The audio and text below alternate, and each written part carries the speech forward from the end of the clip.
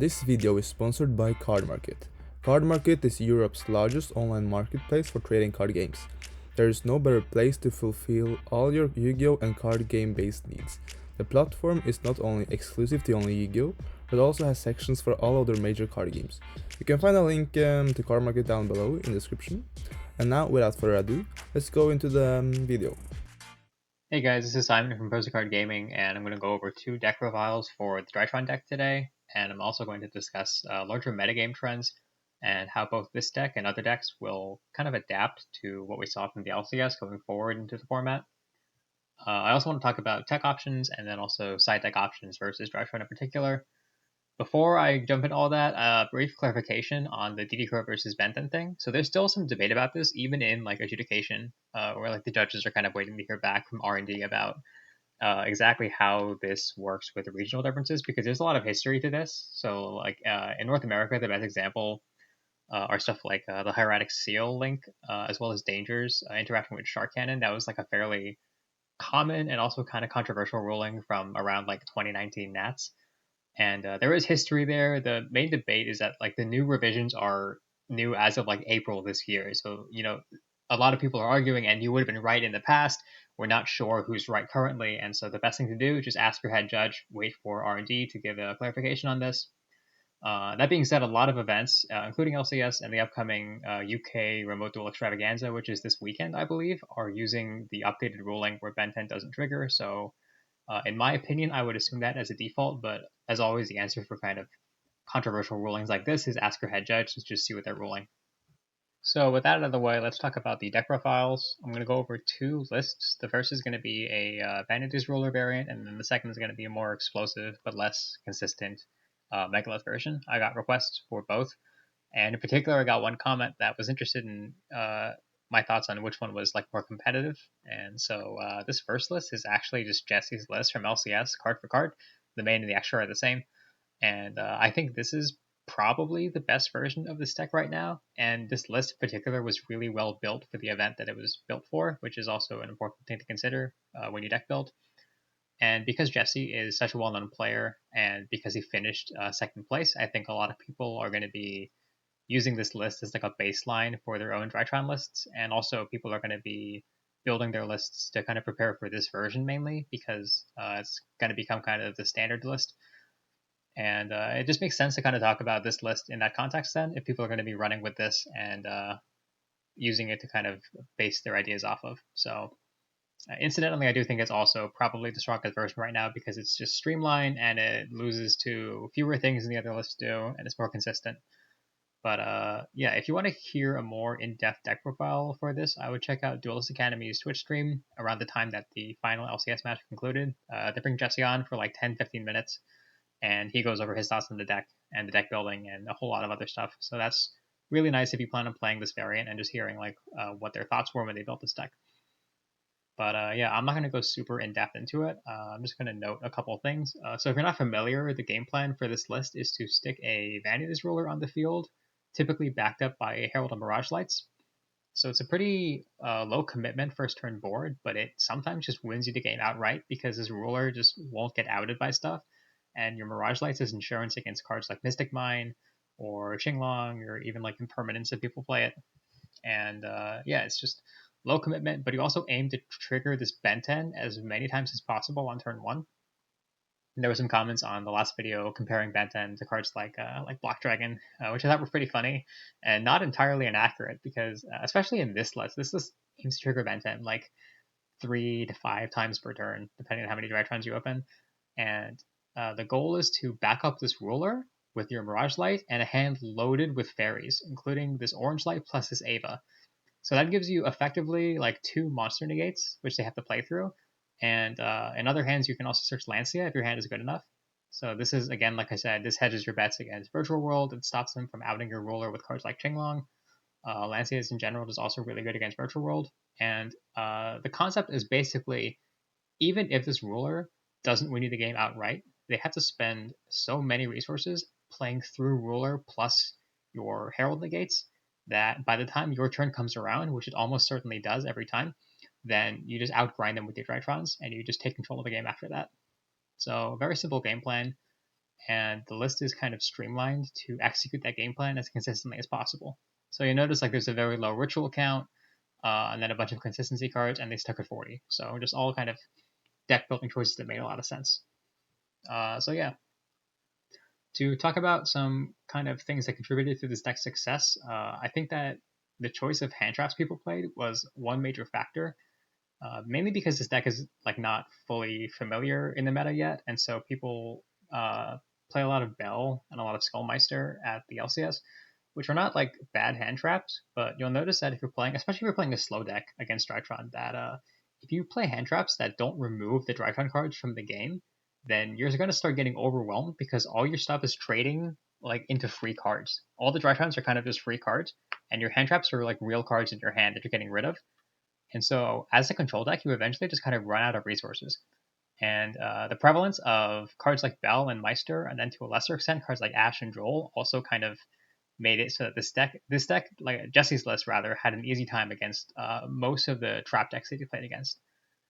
Ash is fine against this deck, I think, but it's also like situational because if you Ash a Nova, it's good because you're keeping a Drytron out of the game. But if you have to Ash like an Alpha, then it's the same like kind of trading 1 for 0 problem that I discussed earlier with Bell and Meister, where you're not actually removing the Alpha from the game, and they can just do it again next turn. And then with Droll, this is a problem that Duelist Academy discussed a ton on the stream during the LCS, is that if you're playing a slow deck, you don't really want to play Droll because they're just gonna do the same thing in 2 turns, and you don't make up enough ground in those 2 turns to like punish them for it. So you're kind of just throwing away a card to delay their combo, but they'll still just do their combo. So I would play Droll in like a faster deck if you're playing the Mirror, or if you're playing Virtual World versus this deck, then I think Droll is fine. But if you're playing like Eldritch or like a Dogma variant, then I wouldn't play Droll. And I think also just the popularity of cards like that at this event contributed to this deck's success. I think as the format goes on, you're going to see kind of more of a focus on banishing cards, which is really, really effective against this deck. Because when you play a card like Crow or a card like Allied Justice Cycle Reader, which Ryan Levine hyped up on stream a whole lot, it removes a lot of this deck's resources from the game, and it stops them from doing that same push again in 2 turns that other hand traps don't really stop. So I think that's going to be an adaptation that people make. You're going to see more banishing going on against the Drytron cards. And then similarly for this deck, if you play this variant, you could start playing cards like Talents, because all of these banished cards have to be used reactively in the main phase on your Drytrons. That makes Talents live, and then if you draw 2 with Talents and you draw into more Drytrons, you're refueling your engine. So that's kind of one possibility I could see with this deck going forward. You could see like even main deck Talents, for example. Another thing they mentioned on Duelist Academy stream was playing Dragoon, or even the possibility of siding Dragoon, which is interesting. This would help to mitigate cards like Droll, where if you get controlled early on, you can still just go Vertic Dragoon, just very ignorantly set up at least some kind of disruption against some kind of resistance like Droll, where otherwise you just pass. So this is definitely another potential development. I showed off some combos with Ruler and Dragoon in the previous combo video, so do check that out if you're interested. I think Dragoon also kind of helps cover a lot of the weaknesses of this Vanity's Ruler build decently effectively, especially cards like Nib, which I mentioned. This deck doesn't really get nibbed all that often, but sometimes when you do get hit by Nib, especially when you go for kind of greedier combos, it's hard to play out of it, because typically what you have to do is you have to get the Natasha on the field somehow and then link it off, and then you take the Nibiru with the Natasha, and that's not always possible. And so you can't just stick a Ruler on the field because the Nibiru is 3k. It's just going to run it over, and it means that Nibiru, when it does stick, can be very annoying to deal with. And so the Dragoon build is also just mitigates that completely, because you go for the Chaos Valkyria play, and then you make a Link Spider, and then you just summon your Dragoon. And so yeah, it does kind of complement the Ruler engine decently well, and it wouldn't surprise me to see this card see a little more play, especially if the format shifts to like targeted hate directly at this variant that Ruler happens to be, that Dragoon happens to be good against. Of course, the downside is that this card comes with bricks. You have to play the 3 bricks for a Dragoon, and especially in this version thrives on every single card in your hand being playable, whether it's like a fairy for Orange Light even, or if it's just like a Drytron. And you really don't want like the Dark Magician just clogging up your entire game plan, because it just does nothing for you. And so there's cases for and against this card, as there are for most of these cards. So just kind of have to wait and see what happens. Quadrantes, I'm not going to spend too much time on this. They played Draconis as a 4K beater. Quadrantes just is the same. And they both have their own strengths and weaknesses. The idea is that Natasha handles all the monster hate you could ever want, and so Quadrantes is just a reliable back row hate. But there's cases for Draconids as well. This card also outs like a Golden Lord. This card is better on the opponent's turn. This card is also a mine out, but mine is not super common right now. So not super important. I think it doesn't really matter which one you pick. I've seen the Heralds being played, the Ritual Heralds rather, being played in this build, because it kind of makes sense to play one of these if you're playing this big commitment like Ava plus Herald Engine. It just turns your negates into more negates pretty much. And ending on a board like Ruler plus Ultimateness is better than Ruler plus Mirage Lights in theory, because Mirage Lights is capable of getting run over. And while that does get you back some advantage, because you can add back like your Meteonis and your Benton from your graveyard with this, if you're playing against Virtual World and they can run over your Mirage Lights and then out your Ruler with Qinglong in main phase 2, and then still combo after that through like your Orange Lights, then you're in a lot of trouble because you would just lose the game outright. And so if you end on like a Ruler plus Ultimateness and they can't out that, then, or rather it's harder for them to out that because they can't just run over your Mirage Lights by battle, then that's the case for playing a card like Ultimateness. It just improves the strength of your turn 1 board at like pretty minimal cost, because this card is also just like, it's a light fairy, so you can combo this with Orange Light to negate if you draw it. You can tribute this for any Drytron, and so the opportunity cost is not super high. So it doesn't surprise me to see this card seeing some degree of play. I think the main downside of this card is that this build is very Benton focused, and if you search Ultimateness, you actually give up 2 Benton searches, and it's not super obvious why. So the first one is obvious because if you get this off of Benton, then you're not getting like an Orange Light or a Lancia or an Ava, right? So that's one Benton search you're missing out on. The second thing is that you typically Meteonis, and sometimes what you do is you Meteonis back Benton twice in the same turn, and you tribute the second Benton to tribute summon Vanity's Ruler. And so if you're using your second Meteonis in a turn to summon Ultimateness out, then you're not getting the second Benton summon, and you're not getting the second search when you tribute a Ruler. So effectively, in a lot of hands, you end up losing out on 2 Benton searches just to establish his Ultimateness, which kind of defeats the purpose of getting the Ultimateness out in the first place. Because now it's hitting your overall like number of fairies in hand, so it translates to fewer negates, and you also open yourself up more to cards like Dark Ruler. So again, there's pros and cons to every card here, but those are some of my thoughts on a card like Ultimateness.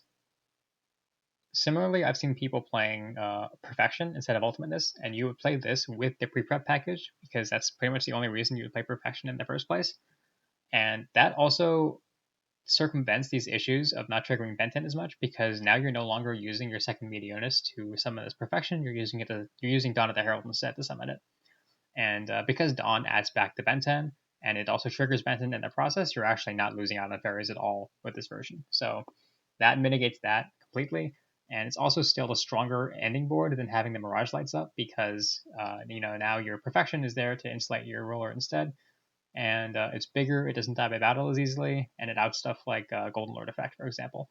So still a viable option. The problems are still the same as what I talked about with pre-prep in the past, is that you don't want to see pre-prep or any of the individual components without seeing Drytron cards, and so you're kind of diluting your deck with more cards that are only situationally good, and they improve the strength of your end board, but the cost is, again, like, you only want to see these cards at certain times, and so it makes your deck less consistent overall. So those are my thoughts on Perfection in general. And I think this card also, people say it plays worse than the Droll. I'm not super convinced that's the case, because a lot of your hands will pass to Droll and you add on nothing. Whereas if you open pre-prep, at the very least, you can still Dawn for your Herald and add back Benton. And that is at the very least, at least one Omni Negate, plus more the more fairies you have. And that is a better board to Droll than most other variants can claim. So I don't think it's that terrible into Droll, but I'm not positive if this card is the way to go either. So yeah. Running at the end of this, Cyber Petite is just a minor option you can play over Purple Light. They play Purple because it has some utility negating cards like Conquistador when you try to break a board turn 3 or something. and they said that they were between orange and purple, or they were between green and purple, and they felt purple was just better at its job more consistently. They also mentioned several times in the profile that they think this deck matches up really well in the back row in the first place, and so I think the better move is to just replace this with a Cyber Petite Angel, because you don't care about the back row matchup if you're already in a position where you can like search purple and multiple fairies. So I think having Cyber Petite for like the games where you hard draw this is just much better to hard draw because it gets you Ben 10. I think it's arguably just an improvement, but there's definitely some cases to be made for purple light, so that's up to you. And finally, Droplet. This is something I'm going to talk more about in the second half of this video in the side deck section. But Droplet is effective against a lot of the Drytron variants right now, and I expect more decks to kind of start leaning toward cards like Droplet and Dark Ruler as counters to this deck. But the thing about this deck that makes it really effective is that you get so many Ben 10 searches that you usually have this Orange Light plus his Ava in hand. And so even if your ruler gets dropletted, they've spent, so that's what, 2 cards to out this ruler because it's a droplet and like another card they have to pitch to fulfill the cost for droplet. So that's at least 2 cards spent outing the ruler. And then the rest of their 4-card hand has to play through double orange light, which is, I think, the really powerful part of this deck, is that so much of the strength comes from the fairies you search off Benton and that just sit in your hand. So again, I'll talk about this more in the later part of the video, but that's going to sum it up for my thoughts on Jesse's list overall. Let's move on to the Megalith variant now. So this is the list I whipped up for the Megalith variant. I didn't put a ton of thought into this list, so it's just meant to be kind of a baseline for you to take and to experiment with if you want to play this variant. It's also built to do, I think it was the 4th combo I showed in the combo video, that you goes to Artifact Dagda and ends on like IP plus Dagda plus full, plus like a Tornado Dragon or something.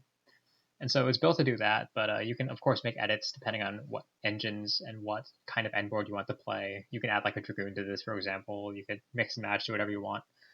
Overall, it's a 45-card list. It's a lot messier than Jesse's list, and that's because there's a lot of moving pieces, and so you have more options, but at the cost of consistency. And I'll talk a bit more about that when I compare kind of why you would play this list over a list like Jesse's.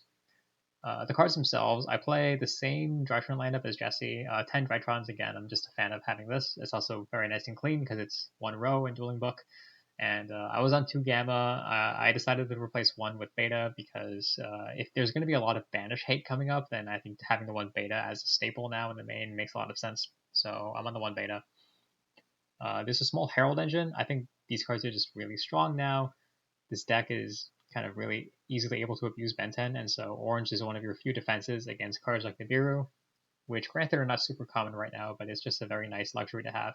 And even in this variant, you're still capable of ending on like Herald Ava in hand, in addition to your board, if you open well enough. And it can be really punishing to try to play through that with any deck pretty much. So this lineup, I play Cyber Petite over the Purple Light because you're never really making Purple Light live in this deck because you're not searching as many fairies as Jesse's variant, and then the Cyber Petite is just a better card to open than the Purple Light is because it gets Ben 10 or Natasha. So I play that, and then 2 Manju. Honestly, the main reason I played 2 Manju was because before this I had 19 effect monsters, and I wanted 20 to make it 2 even rows, but it's kind of a meme reason. There are legitimate arguments for playing 2 Manju. The main one is that you normal summon Manju every turn 1. You don't play Ruler in this deck, and so you always just go Benton for Manju, and then you normal Manju to get to your Megaliths every turn 1. And so you want a good normal summon for turn 3. And so a second Manju is just really good for that, because it gets you whatever you want on turn 3. So it makes sense to run. Dawn Knight is standard. Chaos Valkyria is for making rank 4s, and also for ending on cards like IP. It's just an extra extender. This is optional, but I showed it off in the combo video, so I might as well put it in here. And then Scythe is for the Dagda combo. Scythe is also a fairy. And so I guess in like really rare hands, you could probably search this off a Ben 10, and then you could like set it and like hard make Tornado somehow, which is just like a minor use that could potentially come up. And this is also fodder for Orange Light of Perfection if you hard draw it sometimes. But those are definitely more minor uses. And the reason you would play like the Dagda variant in the current meta is because you might potentially see a rise of board breakers that are really effective against cards like Vanity's Ruler. And so, especially Dark Ruler. I think Dark Ruler is the main one to be on the lookout for, as it deals with Jesse's opening board pretty effectively. And going for something like Scythe in the draw phase will circumvent some, but not all, of these going second cards like Dark Ruler. So that's definitely one case to make for a card like this. As for the ritual lineup, 3 Benten, 1 Natasha. I think every single Drytron deck should be playing 3 Benten, 1 Natasha, no matter what variant you're on, because Natasha is one of my favorite cards in the game right now. You should buy this card if you haven't already, if you plan to play this deck. And then Ultimateness as a easily spammable boss monster that you can recur with Meteonas. You play this to kind of seal games, to close games, or to break boards even sometimes. And this also can occasionally serve as protection for you. Like this variant is more vulnerable to certain hand traps like Nibiru. And so in hands where you can stick this early by tripping like a carrier or something, it's really, really secure to protect the rest of your combo from certain threats. And then this is kind of the quote-unquote standard Megalith lineup that I've seen nowadays in this deck. Play 2 Full, 1 Ophiel, and 2 Bethor. The reason you play 2 Bethor is because you want to have a full on field and to end with a Bethor in hand, usually added off as Ophiel, so you contribute the Bethor to get another Bethor from the deck. And so that's been pretty common from what I've seen, but I've also seen like very small Megalith engines. I've seen as little as like 1 full, 1 Bethor, or even like 2 full sometimes, just like a way to gain advantage. So those are options, but I think if you want to play like a more aggressive variant that uses Bethor to like break boards and also as like a disruption going forward, you want to play at least 2 Bethor, 1 Ophiel, or rather exactly 2 Bethor and like 1 Ophiel. And as for full, I've seen anywhere from 1 to 3 full. I think you can make a case for like any number of these.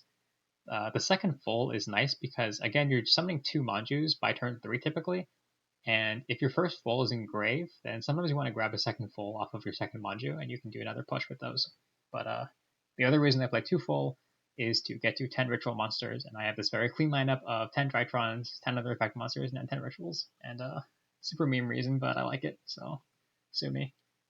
And then you have consistency, preps, and 2 Meteonas. 2 Meteonas in this list because you ritual summon a lot more than Jesse's variant, and you also want to ritual summon at least multiple times on turn 3, and so having the second Meteonas to fetch out the Zeta on turn 3 is very, very important to have. And that rounds it out for the main deck pretty much. The extra is pretty standard. Dweller and Tornado as rank 4s. Dweller is, I think, really solid in the mirror.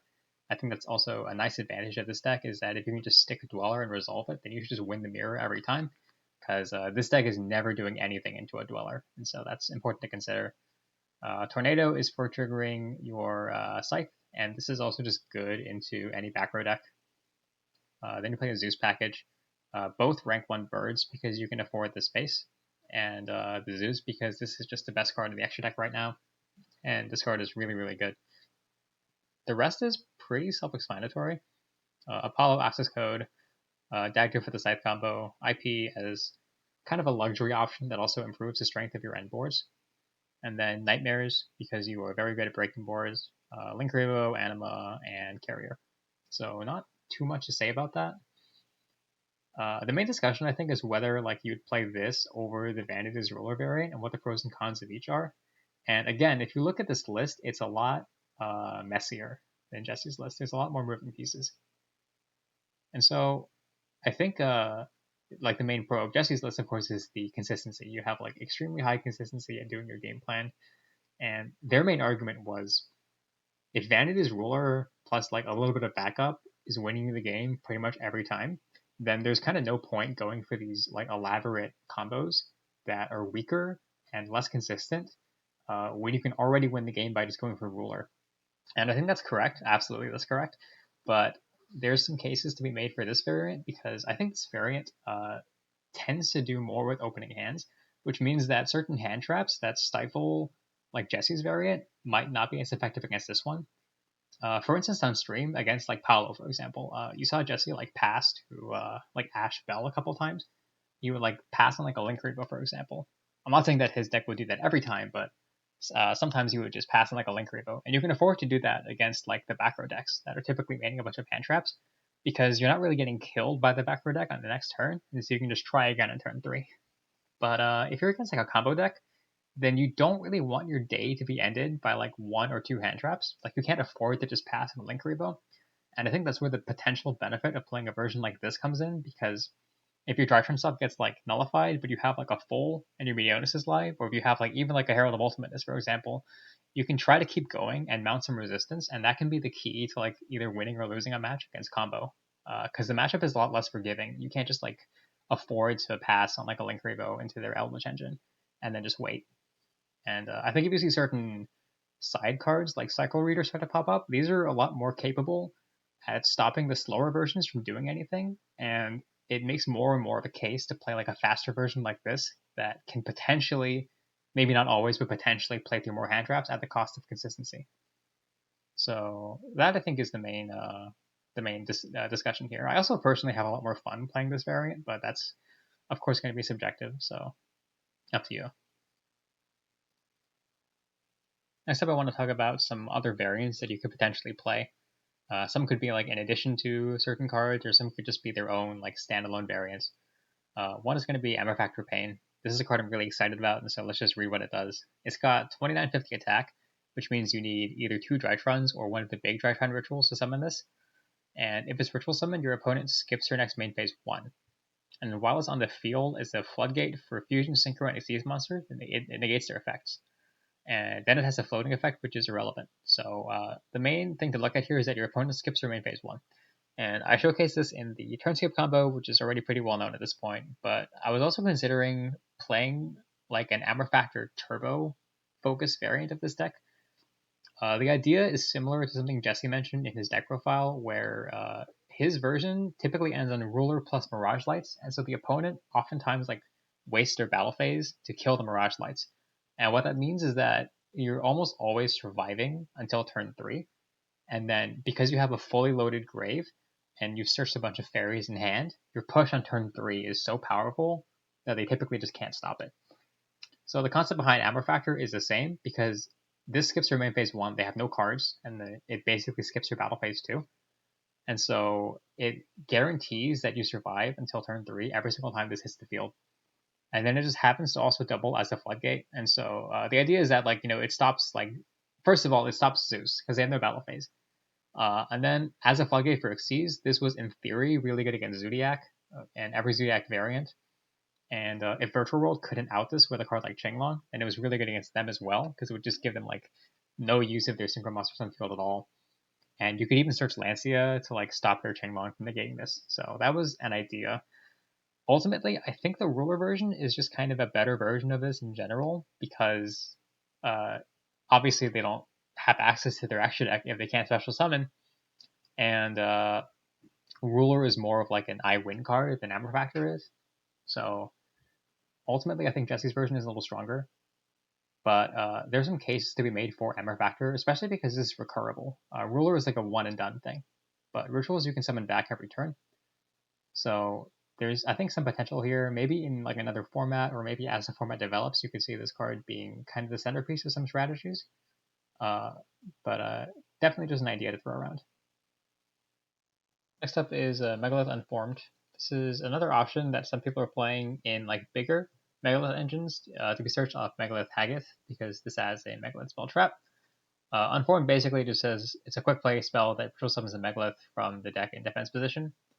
So the main use for this is to play around board breakers, specifically cards like Dark Ruler No More and also Forbidden Droplet. So this is one of the few cards you can play that quote unquote beats Droplet, because they can drop loot your board, negate everything, and then you just flip Unformed at the appropriate time, and you virtual summon a Fool from your deck, and then the Fool will summon a Bethor from the deck again. So it effectively just circumvents that, but it comes at a bigger cost of having to play a much bigger Megalith engine, including cards like Haggith and occasionally copies of Unformed. I saw this at the LCS as well. It's not really the standard version, but it's something that's playable, so I wanted to share it.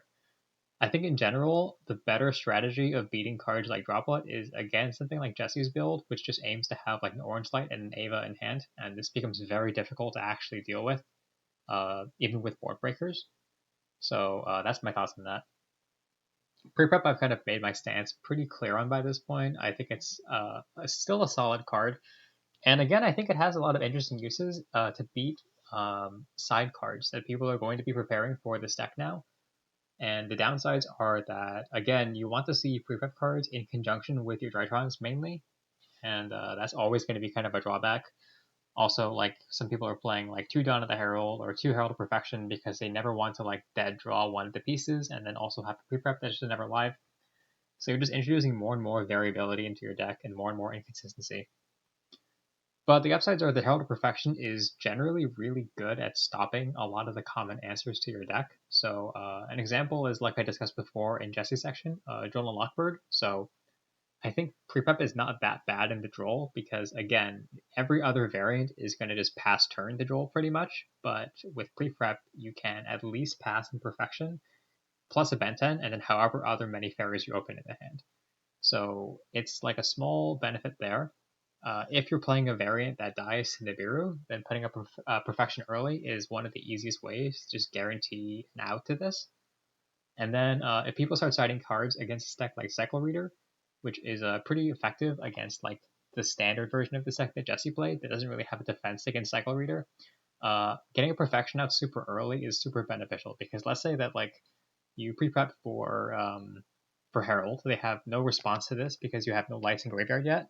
You activate Dawn, still nothing is hit the grave, and then you trigger Dawn and Benten in grave. And even if they Cycle Reader here, all that accomplishes is just banishing the Benten, which you've already activated, so it's going to resolve properly. And you'll still get to search just another Benten off of that Benten. And so you end up with Perfection on field. They've wasted their Cycle Reader, and you still have Benten access. And so playing a card like pre-prep into your Perfection engine could, in theory, be better at dealing with some of these hand traps. So that is something to consider if you want to play this engine. I want to talk about general extra deck options because there's so many. I have a 15 card extra deck, but a lot of these cards can be cut, and there's a lot of stuff you could play. So Savage is surprisingly one option that comes up because your full becomes level 6, and so a lot of the times, especially after like turn 3, you can go like level 6 full plus like an orange light into Savage, and it will just close you the game like immediately right there, which is pretty handy. Other heralds, other synchros you could play like Arclight, for example. I had a variant that was playing like Ash in the main deck, and so the theory was, maybe 1 in like 10 games, you go normal summon Ash plus a Drytron into Arclight, and it comes up. That's a possibility. You could play more Xyz monsters. You could play like Downward Magician. Downward isn't like fantastic, but in some scenarios, it can give you a 4 material Zeus, which is handy. I think it rarely ever comes up, but it could be an option. Another thing you could play is 2 copies of Zeus. This is something that Duelist Academy also talked about, where a lot of the times you just like, you have the space for it sometimes, and so you can just afford to play 2 Zeus, and you have your pick of the more optional bird for the first Zeus, and then sometime in the game at like a more simplified game state, you can use either one of them to make the second Zeus. So there's a whole bunch of things you can play in this extra deck. I just covered 15 cards that I thought were kind of the easiest and most self-explanatory to put, but there's plenty of things you could play in there. Also, anti-Dogmatica cards is another one, like playing a small anti-Maximus package, that's an option. So Jesse played Entis, Nova, and Mechaba, so those are definitely possible. There's a couple variants of like anti-Maximus cards. Personally, I'm not super sold on Mechaba because I don't think it actually beats like Schism for Winda. I don't think it actually like does the job of defeating it because your Entis is gonna get rid of some like Dogmatica card or get like negated by Mechaba, which is fine. And then when you summon a Mechaba, it doesn't actually stop the Schism from summoning the Winda. And then in theory, they can still just Alistair boost the Winda to stop you from running it over, and they'll have a Mechaba for your Mechaba. So I feel like it doesn't actually do the job that well of stopping Winda. There's other options where you could potentially like dump like what's the card called? Like Predaplan Chimera Rafflesia. You could dump this. This can grab like Super Poly, and then that's really effective against the Winda variant. Alternatively, if you're on Dragoon package, you could search Red Eyes Fusion, and then you could just like slam a Red Eyes Fusion on the opponent's turn, and they have to like negate it with the Mechaba. So that's another possibility there. But there's quite a lot of things you could play in this extra, and a lot of it's going to be just adapting to what's in the format, especially in the case of like anti-Maximus cards. We also have Imperial Order. This is basically any trap card you can dump and then set off of something like Curious Griffin, for example. or more easily going for like the Beatrice play that I covered in the Turnscape combo, where you go for Soul of Purity and Light off of your Benten, and then you overlay this with a level 6 full to get Beatrice, and then Beatrice dumps your trap of choice, and you add it back with Auroradon's third effect. Order is going to be mentioned specifically here because Order is one of those cards that just beats Droplet every time. So that's something to consider. Again, if you're playing a variant that loses the Droplet, which is most of them, then you can go Beatrice or Rodon for Order. This could also be like an Appointer or some other Floodgate. They're a little janky, but they do kind of secure you the game almost every time. Chaos Base is another option that I saw at the LCS. Actually, I've been mentioning a lot of these stats from the LCS. I know that Hakuna My Data is going to do kind of a breakdown of what Drytron cards were played at the LCS and cover like what variants were shown there. So if you're interested in that, that should be coming out in probably a few days from this video. So I'll link to their YouTube channel in the description. So check that out if you're interested. But I know that a couple people played Chaos Base and like the baby Chaos Dragons in their lists. So that just kind of serves as a way to extend through certain hand traps, especially Nibiru. So if you play like the Dragoon variant and you have Chaos Space, then you just play through kind of everything. And this is like playable, not necessarily optimal, but it's good. In the Megalith version as well, because the baby dragons are rank 4, they can become like Xyz fodder for Dweller or Tornado, so it just doubles the utility there. And then to round out this list of options you can play, I wanted to go with the spicy one. This is Grisaille Prison. This is an older card that you may not know what it does. So it says if you control a face-up monster that was Tribute, Ritual, or Fusion summoned, then until the end of your opponent's next turn, neither player can synchro or seize, and then they also can't attack, and their effects are negated.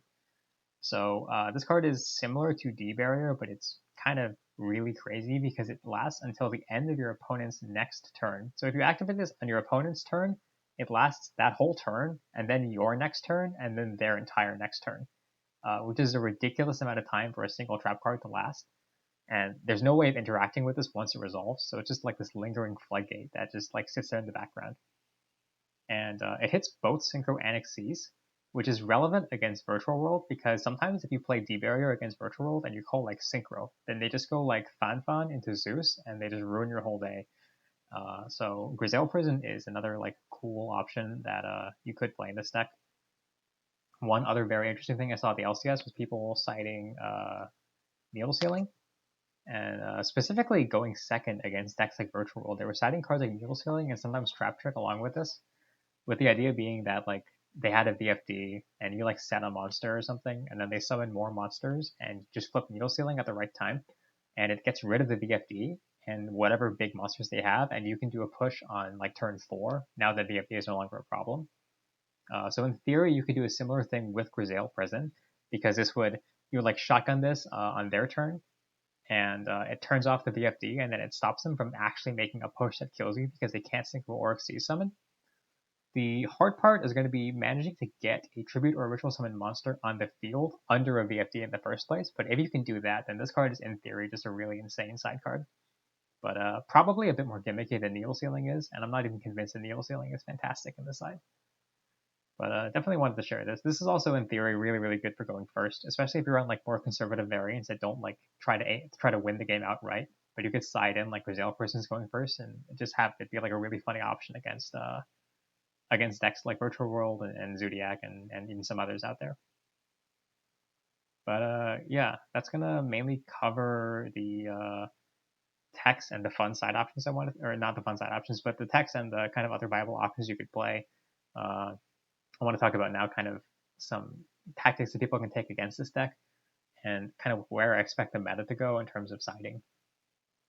I think one thing the LC has made clear is that we're going to see a shift to kind of banish-oriented cards, especially hand traps, in terms of what to play against this deck.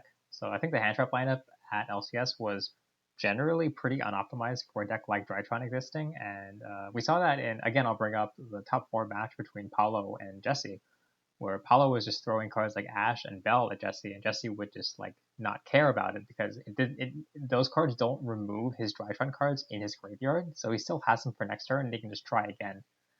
And the deck just outgrinded a deck like Outlich, which is notorious for its grind game.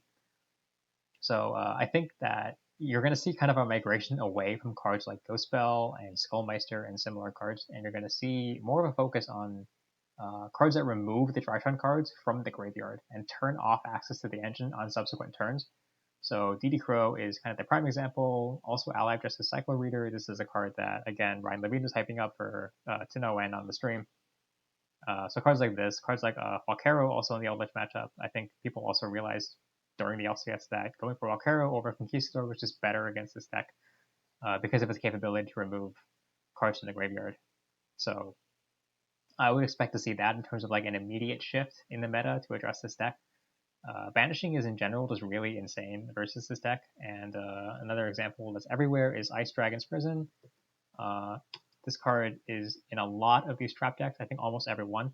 And while it's not amazing against this deck because you can't special summon Drytrons except the effective Drytron cards, so you can't like banish 2 Drytrons with this. You can't like hit 1 and grave 1 on field.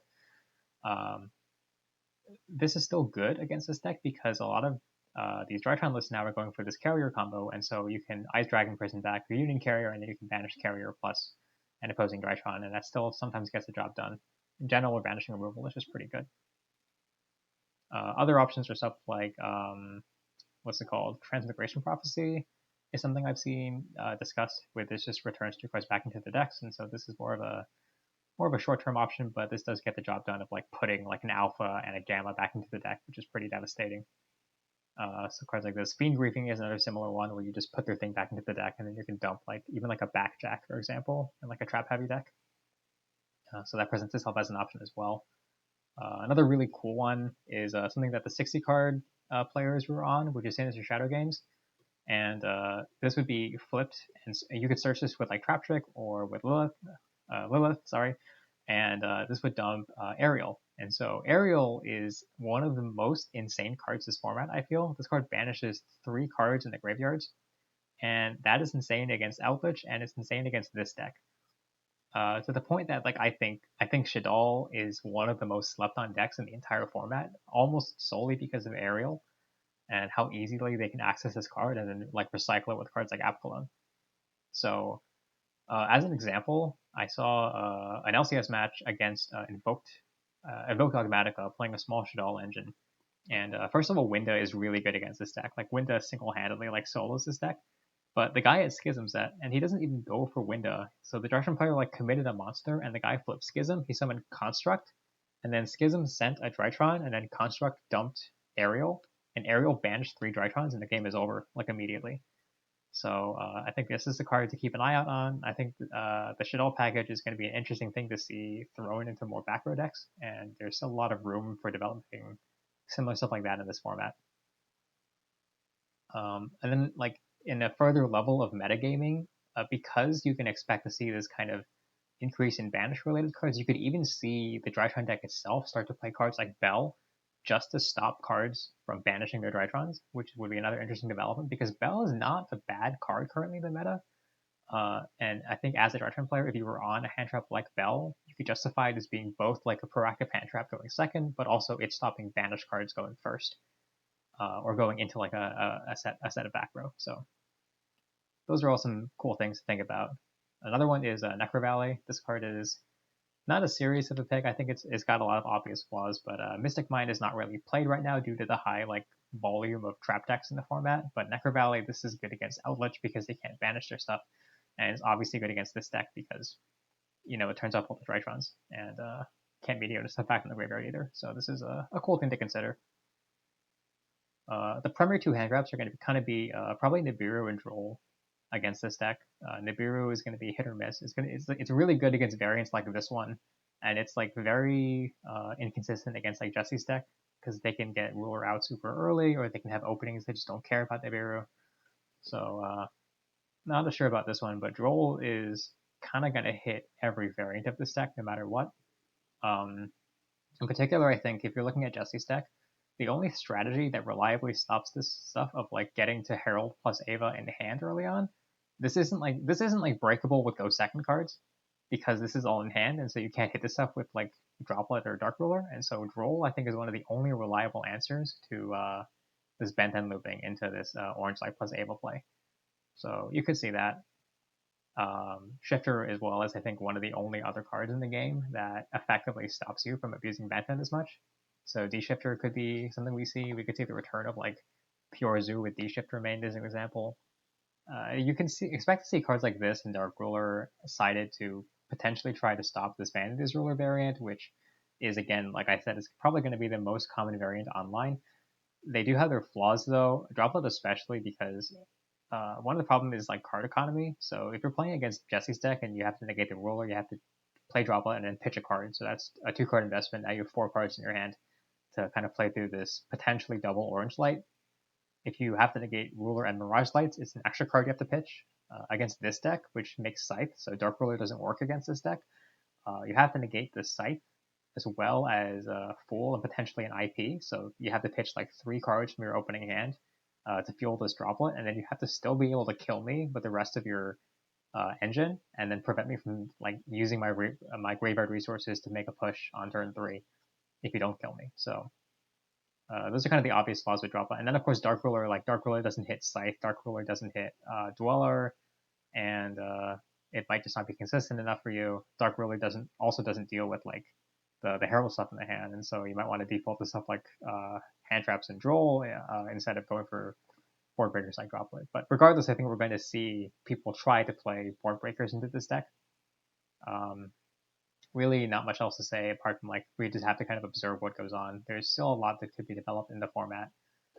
This deck's place in the meta is an interesting one because I think that this deck will have a hard time ever being the best deck because it's so effective to shut down this deck if you like are prepared for it. Like if your deck is built to beat Drytron, you will beat Drytron most of the time, I feel like. So the event that Jesse got second at the LCS, I think was one of the best possible events for Drytron because people were generally unprepared for this deck and it really showed in the choice of hand traps played. So I think this deck is like both underrated and overrated at the same time. It's underrated in the sense that like it hasn't really been optimized yet. Arguably, like you could argue that Jesse's less in optimization, but there's still a lot to explore with this deck going on, going for further into the format. But I think it's also overrated in the sense that, it's not like when this deck gets solved that it'll be the best deck by a wide margin. I think this deck gets a lot worse when people are actively like preparing for it. Not to the point where it's like unplayable, but a point where like I think it struggles being the best deck ever because of how easily, or not easily, but rather how effectively you can shut this deck down with just a few cards. So yeah, not much else to say here. I think I've rambled for like an hour at this point. This hasn't been the most coherent video on my part, but hopefully you got something interesting out of this or you learned something interesting. If you did enjoy this content, please leave a like and a comment and subscribe if you want to see more content like this. You can also feel free to let me know what else you want to see out of us going forward on this channel. And yeah, check out our sponsor, Card Market. That is going to do it for this video. Signing off. Peace.